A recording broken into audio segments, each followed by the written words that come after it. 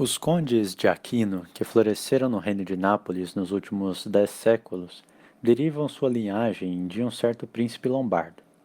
Eles eram aliados dos reis da Sicília e Aragão, de São Luís da França e de muitas outras casas soberanas da Europa. Tendo o avô do nosso santo casado com a irmã do imperador Frederico I, ele próprio era sobrinho-neto daquele príncipe, primo e segundo grau do imperador Henrique VI e em terceiro grau de Frederico II. Seu pai, Landulfo, era conde de Aquino e senhor, lord de Loreto e Belcastro. Sua mãe, Teodora, era filha do conde de Teate.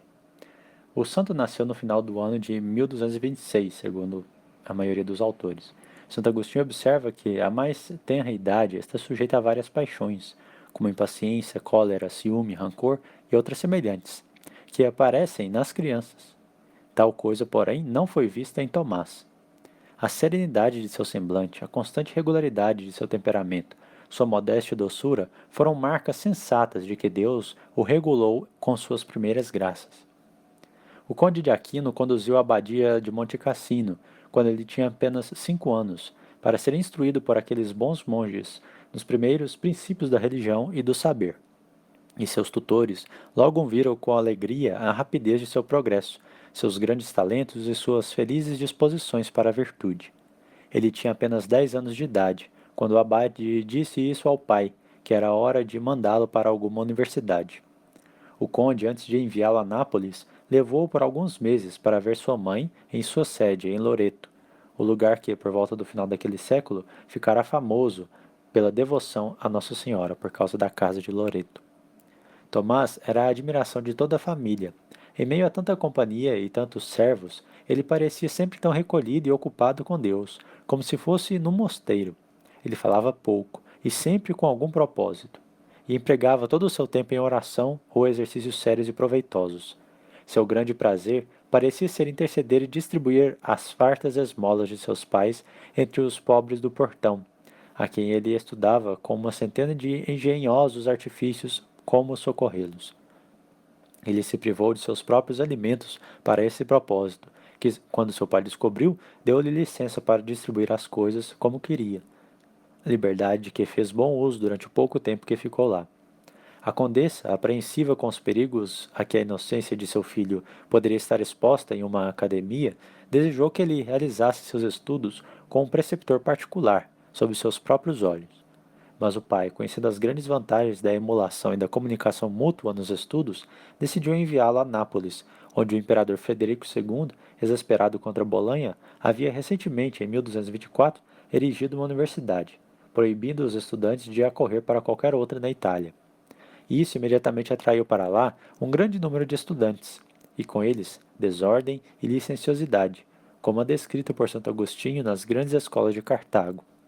Tomás logo percebeu os perigos e lamentou o santuário de Monte Cassino, mas, por sua extraordinária vigilância, ele viveu lá como o jovem Daniel no meio da Babilônia. Ele guardava os olhos com extrema cautela, evitou inteiramente qualquer conversa com qualquer mulher, e com qualquer jovem cuja virtude constante não o tornasse perfeitamente seguro quanto ao seu comportamento. Enquanto outros iam para diversões profanas, ele se retirava em alguma igreja ou em seu quarto, fazendo da oração e do estudo seu único prazer. Sua humildade escondia suas virtudes, mas a sua caridade e fervor às vezes traíam a sua modéstia e as descobriam, especialmente em grandes esmolas, pelas quais se privava de quase todas as coisas, e nas quais tinha o cuidado de esconder da mão esquerda o que fazia a direita. A ordem de São Domingos, falecido há 22 anos, então abundava de homens cheios do Espírito de Deus. As frequentes conversas que Tomás mantinha com um homem daquela ordem, um santo muito interior, enchiam seu coração de devoção e confortos celestiais, e inflamavam-no diariamente com o amor mais ardente por Deus, que ardia tanto em seu peito, que em suas orações seu semblante parecia, de dia, por assim dizer, lançar raios de luz, e ele concebeu um desejo veemente de consagrar-se totalmente a Deus naquela ordem. Seu tutor percebeu suas inclinações e informou o conde da matéria, que não omitiu ameaças nem promessas de derrotar tal desígnio. Mas o santo, não dando ouvidos à carne e ao sangue, com relação ao chamado do céu, exigiu com seriedade ser admitido na ordem, e portanto recebeu o hábito no convento de Nápoles, em 1243, tendo então 17 anos de idade. A condessa Teodora, sua mãe, informada disso, partiu para Nápoles para livrá-lo, se possível, daquele estado de vida. O filho, às primeiras notícias da viagem, implorou aos superiores que o afastassem, como fizeram primeiro no convento de Santa Sabina em Roma e logo depois em Paris, fora do alcance de seus parentes. Dois de seus irmãos, Landulfo e Reinaldo, comandantes do exército do imperador na Toscana por sua direção, também guardavam todas as estradas que ele caiu em suas mãos, que ele acabou caindo em suas mãos. Eles se esforçaram para tirar-lhe o hábito, mas ele resistiu tão violentamente que o conduziram até a sede de seus pais, em Roca Seca. A mãe, muito feliz com o sucesso deles, não teve dúvidas de superar a resolução do filho. Ela se esforçou para convencê-lo de que abraçar tal ordem, que era uma ordem mendicante, contra o conselho de seus pais, não poderia ser o chamado do céu, acrescentando todos os tipos de razões, carícias, afetuosas, súplicas e lágrimas. Ele parecia consciente de sua aflição, mas sua constância não deveria ser abalada. Suas respostas foram modestas e respeitosas, mas firmes ao mostrar sua resolução de ser o chamado de Deus, e consequentemente devem ocorrer de todas as outras visões, mesmo para o seu serviço de outra maneira. Por fim, ofendida por sua inesperada resistência, ela expressou seu desagrado com muitas palavras coléricas e ordenou que ele fosse mais confinado e vigiado e que ninguém o visse, exceto seus dois irmãos. As reiteradas solicitações dos jovens foram um ataque longo e violento. Eles não omitiram nada que a carne e o sangue pudessem inspirar em tal ocasião, e representavam para ele o perigo de causar a morte de sua mãe pela dor. Ele, ao contrário, falou-lhes de uma maneira tão comovente sobre o desprezo do mundo e o amor à virtude, que ambos cederam à força de suas razões para deixar o mundo, e, por sua persuasão, dedicaram-se a uma prática sincera de piedade. Esta solidão proporcionou-lhe a mais feliz ocasião para a santa contemplação e oração assídua. Algum tempo depois, seus irmãos lhe transmitiram alguns livros, a saber, a Bíblia, a Lógica de Aristóteles e as obras do mestre das sentenças, Pedro Lombardo. Durante esse intervalo, seus dois irmãos, Landulfo e Reinaldo, voltaram para a casa do exército. Encontraram sua mãe na maior aflição e o jovem noviço triunfante na sua resolução. Eles deveriam se comprometer a vencê-lo e começaram seu ataque fechando em uma torre no castelo. Rasgaram-lhe o hábito nas costas, e depois de amargas censuras e terríveis ameaças, deixaram-no, esperando que seu confinamento e as mortificações que todos se esforçavam por lhe dar abalassem sua resolução. Não conseguindo, o diabo sugeriu a esses dois jovens oficiais um novo artifício para desviá-lo de seguir sua vocação. Eles introduziram secretamente uma das mais belas e insinuantes jovens prostitutas do país em seu quarto, prometendo-lhe uma recompensa considerável, caso ela pudesse atraí-lo para o pecado. Ela empregou todas as armas de Satanás para ter sucesso em tão detestável desígnio. O santo, alarmado e amedrontado com o perigo, humilhou-se profundamente e clamou a Deus fervorosamente por sua proteção. Então, pegando um tição de fogo, a atingiu com ele e a expulsou de seu quarto. Após essa vitória, não movido de orgulho, mas corando de confusão por ter sido vilmente agredido, caiu de joelhos e agradeceu a Deus por sua misericordiosa preservação. Alguns dizem que traçou o sinal da cruz com o tição de fogo ali na parede. Consagrou a Deus uma nova castidade e redobrou suas orações e o fervoroso clamor do seu coração com suspiros e lágrimas, para obter a graça de ser sempre fiel às suas promessas. Então, caindo no sono, como relatam os historiadores mais antigos de sua vida, ele foi visitado por dois anjos, que pareciam cingir-lhe a cintura, com um cordão tão apertado que o despertou e o fez gritar. Alguns dizem que esse cordão era de fogo. Seus guardas entraram correndo, mas ele manteve seu segredo para si mesmo, até o fim de sua vida. Foi pouco antes de sua morte que ele revelou esse incidente ao Frei Reginaldo, seu confessor, acrescentando que havia recebido esse favor cerca de 30 anos antes. Desde então, nunca mais se aborreceu com as tentações da carne, nunca mais foi tentado com relação à castidade. No entanto, ele constantemente usava a máxima cautela e vigilância contra esse inimigo, senão, de outra forma, teria merecido perder essa graça. Uma vitória heróica às vezes obtém de Deus uma recompensa e um triunfo desse tipo. Nosso santo, tendo sofrido em silêncio essa prisão e perseguição por mais de 12 meses, alguns dizem que até por 2 anos, por causa dos protestos do Papa Inocêncio IV e do Imperador Frederico, e por causa de tantos atos de violência contra ele, tanto a condessa quanto seus irmãos começaram a ceder. Os dominicanos de Nápoles, informados disso, e que sua mãe estava disposta a ser conivente com as medidas que poderiam ser tomadas para conseguir sua fuga, apressaram-se disfarçados à Roca Seca, onde seu irmão, sabendo que a condessa não mais, opondo-se à sua fuga, conseguiu que ele fosse descido de sua torre em uma cesta. Ele foi recebido por seus irmãos em seus braços e levado com alegria para Nápoles. No ano seguinte, ele fez sua profissão, considerando aquele dia como o mais feliz da sua vida, no qual sacrificou sua liberdade para pertencer somente a Deus. Mas sua mãe e seus irmãos renovaram suas queixas ao Papa Inocêncio IV, que mandou chamar Tomás a Roma e o examinou sobre a sua vocação ao estado da religião, na presença deles. E tendo recebido total satisfação sobre isso, o Papa admirou sua virtude e aprovou sua escolha para aquele estado de vida, que desde então foi autorizado a seguir em paz, Albertus Magnus, ensinando então em Colônia. Tomás dedicou todo o seu tempo, que não era empregado na devoção e outros deveres, aos estudos, restringindo parte do que era permitido para as refeições e ao sono, não para a vã paixão ou desejo de aplausos, mas para o progresso da honra de Deus e dos interesses da santa religião, seguindo o que ele mesmo ensina. Segundo o que ele mesmo ensina. Sua humildade o fez ocultar seu progresso e profunda penetração, de modo que seus colegas de escola achavam que ele nada aprendia, e por causa do seu silêncio, o apelidaram de boi mudo. Isso mesmo, ele sofria bullying. Ou então, chamava ele de o grande boi siciliano. Um deles até se ofereceu, coitadinho, para explicar suas lições a ele, a Tomás, a quem, agradecido, ouviu sem falar nada, embora fosse capaz de ensiná-lo. Alguns dizem que foi aqui que ele foi descoberto, quando o seu mais novo mestre tentava lhe ensinar e chegou num ponto controverso que não conseguia desenvolver. E Santo Tomás falou, não, pode ficar tranquilo que eu vou te explicar isso aqui. Aqueles que sabem o quanto os eruditos e mestres costumam procurar se distinguir e exibir sua ciência, darão uma humildade tão incomum seu devido louvor. Darão a uma humildade tão incomum seu devido louvor, ou seja, a humildade de Santo Tomás. Mas o brilho de seu gênio, sua rápida e profunda penetração e aprendizado foram finalmente descobertos, segundo outros, apesar de todos os seus esforços para escondê-los, quando seu mestre Albertus Magnus, tendo-lhe proposto várias perguntas sobre os pontos mais nodosos e obscuros, suas respostas, que o dever de obediência o extorquiu a dar, surpreendeu o público, e Albertus Magnus, incapaz de conter a sua alegria e admiração, disse: Nós o chamamos de boi mudo, mas ele dará um grito de aprendizado que será ouvido em todo o mundo. Este aplauso não impressionou o humilde santo. Ele continuou o mesmo em simplicidade, modéstia, silêncio e acolhimento, porque seu coração era o mesmo, igualmente insensível a louvores e humilhações, cheio de nada além de Deus e de sua própria insuficiência, nunca refletindo sobre suas próprias qualificações ou sobre qual era a opinião dos outros a seu respeito. Em seu primeiro ano, sob Albertus Magnus, escreveu comentários sobre a ética de Aristóteles. Para se preparar para as sagradas ordens, redobrou suas vigílias, orações e outros exercícios espirituais.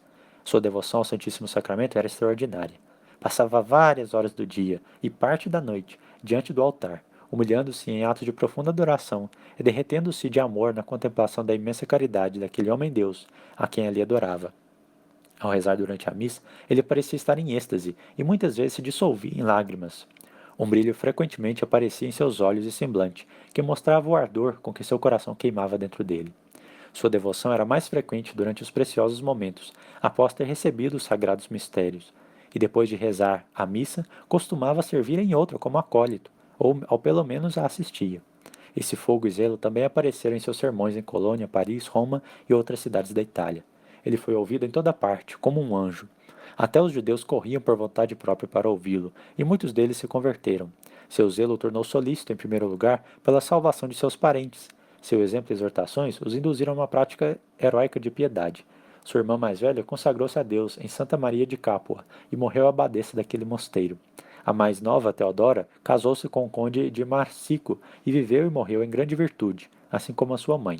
Seus dois irmãos, Landulfo e Reinaldo, tornaram-se penitentes sinceros, e, tendo algum tempo depois de deixar o serviço do imperador, ele, em vingança, queimou Aquino, aquele lugar, sua sede, em 1250 e matou Reinaldo. Os demais foram obrigados a se salvar por um banimento voluntário, mas foram restaurados em 1268. Santo Tomás, depois de ensinar 4 anos em Colônia, foi enviado em 1252 para Paris. A sua reputação de perspicuidade e solidez atraiu imediatamente à sua escola um grande número de auditores. Os professores da Universidade de Paris, divididos sobre a questão dos acidentes, se os acidentes permaneceriam realmente ou apenas na aparência no Santíssimo Sacramento do altar, concordaram em 1258 em consultar Nosso Santo. O jovem doutor, que não se enchia de tanta honra, aplicou-se primeiro a Deus pela oração. Depois escreveu sobre essa questão o tratado ainda existente e, levando-o à igreja, colocou-o sobre o altar. o autor mais antigo de sua vida, nos assegura que, enquanto o santo permanecia em oração naquela ocasião, alguns dos irmãos que estavam presentes o viram erguido um pouco acima do solo, ou seja, estava levitando. E a resposta, né, sobre a questão deles era que sim, os acidentes, a aparência permanece na Sagrada Eucaristia, só a mudança da substância. Por isso que ficou conhecido esse milagre, esse mistério, como a transubstanciação, a mudança da substância. O Santo Rei, São Luís, tinha uma estima tão grande por Santo Tomás que o consultava em assuntos de Estado e ordinariamente o informava na noite anterior de qualquer assunto de importância que deveria ser tratado em conselho, para que ele pudesse estar mais pronto para dar conselhos sobre o assunto. O santo evitava a honra de jantar com o rei sempre que podia se desculpar, e, quando obrigado a ajudar na corte, aparecia-lhe tão recolhido quanto em seu convento. Um dia, à mesa do rei, o santo gritou: "O argumento é conclusivo contra..." Assim, não foi assim, né, que falou. Ele estava jantando e, do nada, "O argumento é conclusivo contra os maniqueus." Aí seu prior, que estava ali do lado dele, fez lembrar: "Você está na mesa do rei." O santo teria pedido perdão ao rei, mas naquele momento o bom príncipe, temendo que o santo esquecesse o argumento que lhe ocorrera na mente, fez com que seu secretário logo escrevesse para ele. Vai lá, escreve para ele o que ele está pensando.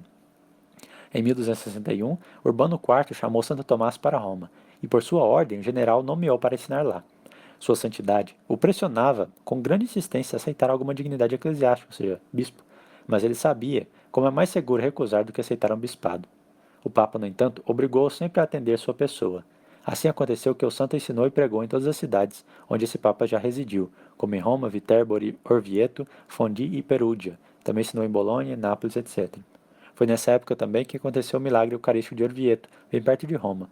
O Papa mandou Tomás e São Boaventura comporem cada um seu ofício, para que depois trouxessem a ele e ele escolhesse, né, ou compusesse, fizesse a mistura dos dois, para uma nova festa na igreja, em honra ao Santíssimo Sacramento.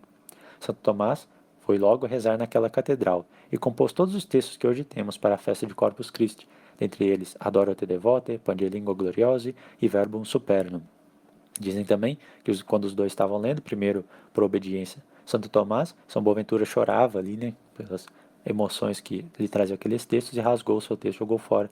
Diz que não era digno nem de ser lido, que era o texto de Santo Tomás que deveria ser usado. Os frutos de sua pregação não foram menos maravilhosos do que os de sua pena. Enquanto ele pregava na Sexta-feira Santa sobre o amor de Deus pelo homem e nossa ingratidão para com ele, todo o seu auditório se derramou em lágrimas, a tal ponto que ele foi obrigado a parar várias vezes, para que se recuperassem. Seu discurso no domingo seguinte sobre a glória de Cristo e a felicidade daqueles que se ressuscitam com ele pela graça não foi menos comovente. Outra coisa que eu me esqueci é que, num diálogo entre São Boaventura e Santo Tomás, Santo Tomás perguntou ao São Boaventura: "Nossa, como que seus escritos são tão bonitos, tão cheios de amor, né, para com Deus? Em que livros que você leu isso? Como que você estuda isso?" E São Boaventura disse: "Olha, é nesse livro aqui." E apontou para o crucifixo, ou seja, ele rezava, né, diante do crucifixo. Santo Tomás, como era muito mais inteligente que São Boaventura, foi para o sacrário, né, que não tem só a imagem de Cristo no crucifixo, mas a própria presença real dele. William de Tocco acrescenta que, quando o santo estava saindo da igreja de São Pedro no mesmo dia, uma mulher foi curada do fluxo sangrento ao tocar na bainha de sua roupa. A conversão de dois rabinos consideráveis parecia um milagre ainda maior. Santo Tomás teve uma longa conferência com eles em um encontro casual na casa do cardeal Ricardo Villa, e eles concordaram em retomá-lo no dia seguinte. O santo passou a noite anterior em oração ao pé do altar. Na manhã seguinte, esses dois judeus mais obstinados vieram a ele por vontade própria, não para disputar, mas para abraçar a fé, e foram seguidos por muitos outros. Conta-se que ele editava 6 livros ao mesmo tempo, e que São Pedro e São Paulo lhe apareciam à noite na cela para explicar o sentido das Escrituras. A primeira parte da Suma Teológica, Santo Tomás compôs em Bolonha, e ele foi chamado de lá para Nápoles. Foi aqui que, segundo Tocco e outros, Domingos Casserte ouviu, enquanto em fervorosa oração, levantar-se do chão, ou seja, levitar novamente, e ouviu uma voz do crucifixo dirigida a ele nessas palavras: Bene scripsiste de me, Toma. Ou seja, escreveste bem de mim, Tomás. Jesus falando para Santo Tomás: Que recompensas quereis? E Santo Tomás respondeu: Nisi te domine. Nisi te domine, ou seja, nada além de ti, Senhor. Ou seja, eu não quero nada, eu só quero tudo, né, que é nosso Senhor. De 6 de dezembro de 1273 a 7 de março do ano seguinte, dia de sua morte, ele não ditou nem escreveu nada sobre assuntos teológicos. Dizia que seus escritos eram como se fosse uma palha, comparado com o que ele viu, né? Ele desde então deixou de lado seus estudos para fixar seus pensamentos e coração inteiramente na eternidade e aspirar com maior ardor e desejos mais lânguidos ao gozo de Deus em amor perfeito. o Papa Gregório X convocou um concílio geral, o segundo de Lyon, com o objetivo de extinguir o cisma grego e levantar socorros para defender a Terra Santa contra os sarracenos. O concílio se reuniria em 1º de maio de 1274. Sua Santidade, por súmula dirigida ao Nosso Santo, ordenou-lhe que se dirigisse para lá e preparasse para defender a causa católica contra os cismáticos gregos. Resumindo toda a história aqui, né, ele não, porque o áudio já está muito longo, ele não chegou até lá. Alguns dizem que ele bateu a cabeça num tronco de uma árvore, né, enquanto estava se dirigindo até lá, e caiu, e depois teve um inchaço na sua cabeça, e foi isso que teria levado ele para a sua morte. O fato é que ele não chegou ao concílio, né, muitos lamentaram, porque ele poderia ter resolvido talvez o cisma grego, vencido os hereges como queriam, mas ele acabou no mosteiro cisterciense, né? Ali ele levou o Frei Reginaldo, que era o seu companheiro e confessor. Quanto mais perto ele se via do termo de seus desejos e da entrada no gozo do seu Senhor, mais ternos e inflamados eram seus anseios após a morte. Então, piedosos transportes de amor celestial, ele nunca deixou de suspirar após o glorioso dia da eternidade. Suspirar para, né?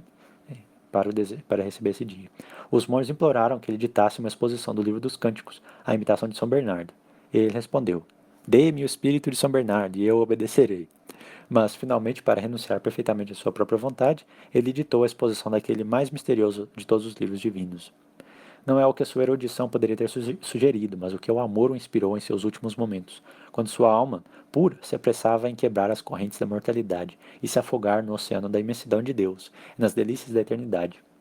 O santo doutor, finalmente achando-se fraco demais para ditar, implorou aos religiosos que se retirassem, recomendando-se às orações, desejando que eles usassem os poucos momentos preciosos que tinham para viver somente com Deus. Ele gastou esses tempos, né, rezando para Deus, pediu também o viático e assim recebeu. Enquanto o abade e a comunidade se preparavam para trazer o viático, ele implorou para ser retirado de sua cama e colocado sobre cinzas espalhadas pelo chão. Assim, deitado no chão, fraco de corpo, mas vigoroso de espírito, esperou o padre com lágrimas da mais terna devoção, e ao ver a hóstia na mão do sacerdote disse: "Creio firmemente que Jesus Cristo, o verdadeiro Deus e o verdadeiro homem, está presente nesse augusto sacramento. Eu vos adoro, meu Deus e meu Redentor. Recebo a vós, preço da minha redenção, viático da minha peregrinação, por cuja honra estudei, trabalhei, preguei e ensinei. Espero nunca ter avançado nenhum princípio com a sua palavra que não tenha aprendido convosco. Como sua palavra, né? Que não tenha aprendido convosco. Se por ignorância agir de outra forma, revogo todas as coisas desse tipo e submeto todos os meus escritos ao julgamento da Santa Igreja Romana." Realmente parece que Santo Tomás, de início, era da opinião que Nossa Senhora tinha sido concebida já sem o pecado original, por isso a Imaculada Conceição, mas na Suma Teológica realmente ele colocou que ela foi concebida com o pecado e imediatamente limpa desse pecado, né? Porque ela diz no Magnífico, meu Deus, meu Salvador, né? Meu coração exulta de alegria em Deus, meu Salvador. Como é que Deus então teria salvo Nossa Senhora se ela não tinha o pecado, né? Para ser salvo. Isso depois, parece que no final da vida ele se retratou disso mesmo, né? Se não expressamente, que parece que foi o caso, expressamente ele se retratou e voltou à opinião primitiva, mas pelo menos implicitamente, submetendo tudo aqui ao julgamento da Santa Igreja, que lá em 1854 declarou o dogma da Imaculada Conceição. Um jovem, né, um monge da comunidade, perguntou-lhe por que meios podemos servir a Deus, fiéis à graça. Outra coisa também é que a sua irmã perguntou, né, Tomás, meu irmão, Santo Tomás, o que precisa para ser santo? E ele respondeu com 2 palavras, né, basta querer, basta querer. E esse monge perguntou, né, como é que a gente faz para ser fiel à graça de Deus? E resumindo, a história é andar sempre na presença de Deus, né, que assim nós nunca vamos pecar. Praticar a presença de Deus, estar sempre disposto a prestar contas a Deus. Essas foram suas últimas palavras aos homens, depois das quais só falou com Deus, em oração, e entregou o Espírito no dia de hoje, 7 de março de 1274, pouco depois da meia-noite, aos 48 anos de idade.